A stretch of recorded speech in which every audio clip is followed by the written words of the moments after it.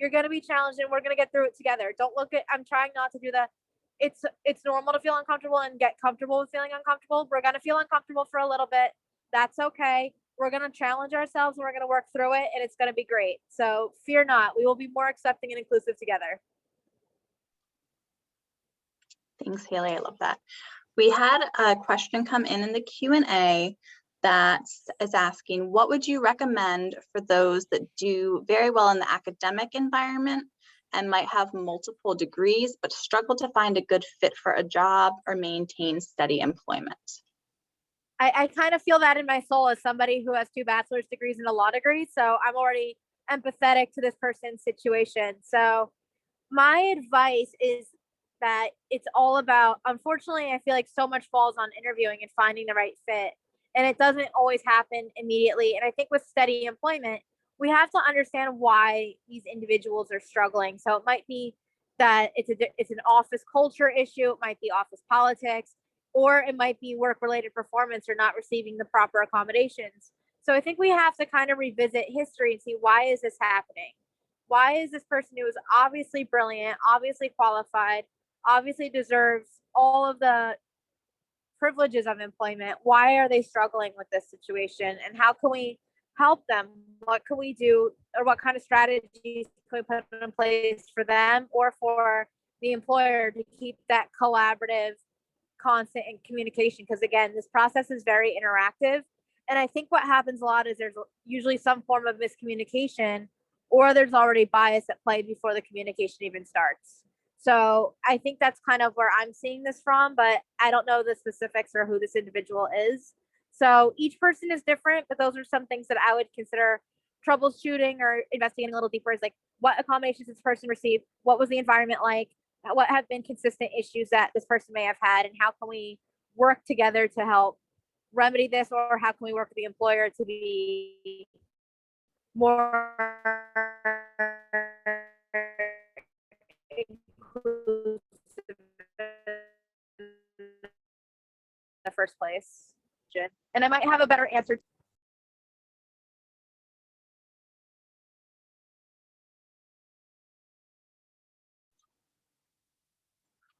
Thanks, Haley.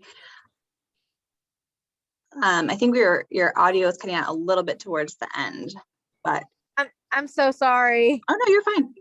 We're just thankful you're here. So we have a couple other questions that have come in. The next one is, how do you recommend someone talk about their employment gaps during an interview if they don't want to disclose at that point? Oh, that is such a great question. Let me give this one some thought.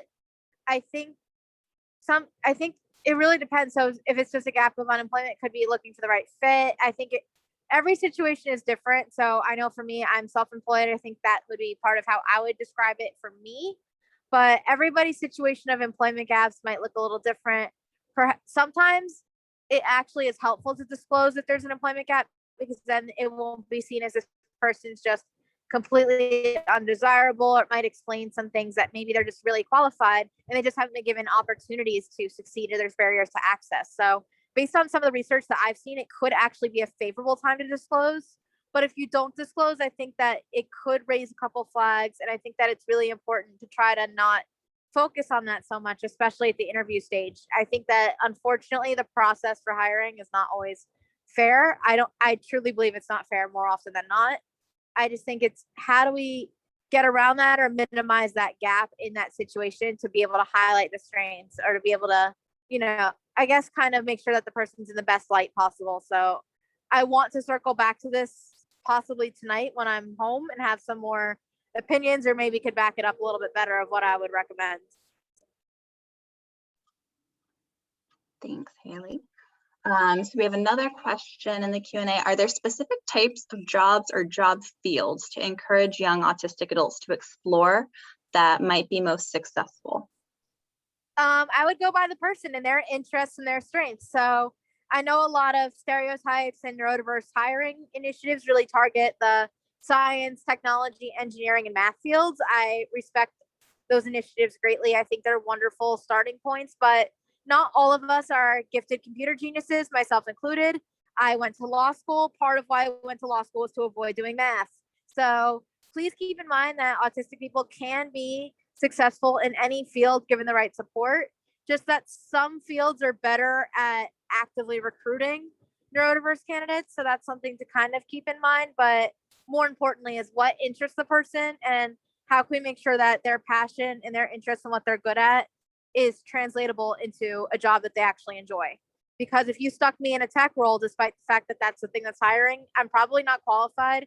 I probably wouldn't be happy, and it probably wouldn't go well for everybody involved, even with the right support. Thanks, Haley. So we did have another question come in. It's not so job related, but it's about how can we better help like autistic children, autistic adolescents earlier in life? Are there ways that we can better be allies to autistic people when they're younger versus later in life? Oh, I have a lot of feelings about this, and my views on this have changed so much the older I've gotten. So I was one of those kids that masked a lot because I wanted to be socially accepted. So I'm thinking looking back, I wish that autistic young people knew that they could actually be themselves and still find people that would be socially accepting of them, or that just be like, we shouldn't just be teaching those as the only survival skills and social skills that are necessary.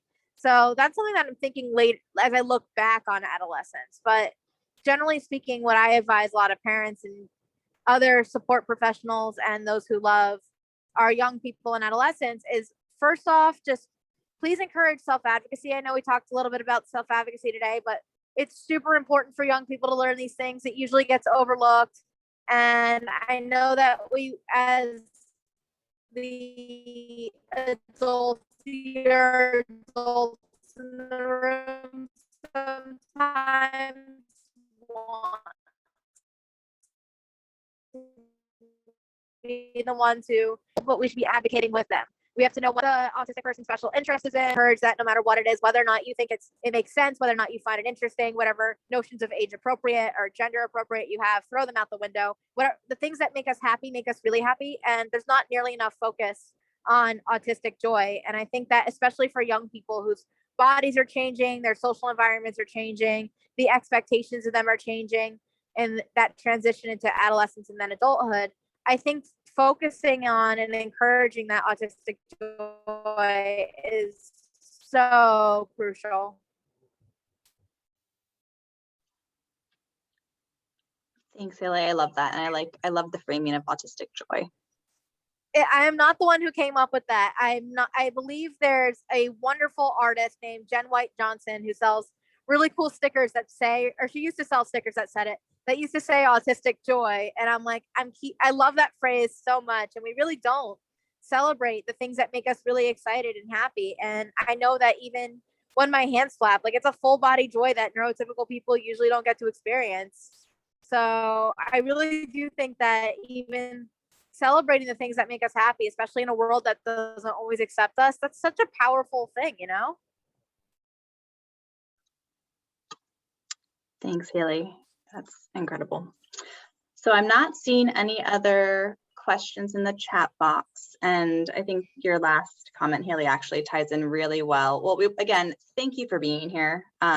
We are so thankful and so appreciative. And it's been a pleasure to get to know you over the past month. And we look forward to that continuing well past April. But we did want to let everyone know our next and our final coffee talk in our series is actually about celebrating diversity. So next Wednesday at 2 p.m., we're going to have our final coffee talk. And we're actually going to, it's a very action-centered, action-oriented coffee talk. And so we're going to have a short presentation followed by breakout sessions that are going to be led by autistic advocates and others with lived experience, such as Haley and Lydia and Jess that were on our second coffee talk. So we hope that you all will be able to join us there. Paige just posted the link to register in the chat box. And we can also, we'll send links and all the follow-up materials via email as well. So again, thank you all for being here. This has been so great. Haley, you're terrific. Thank you for being a part of this and for sharing with us. We can't thank you enough. And I hope you all have a great rest of your day.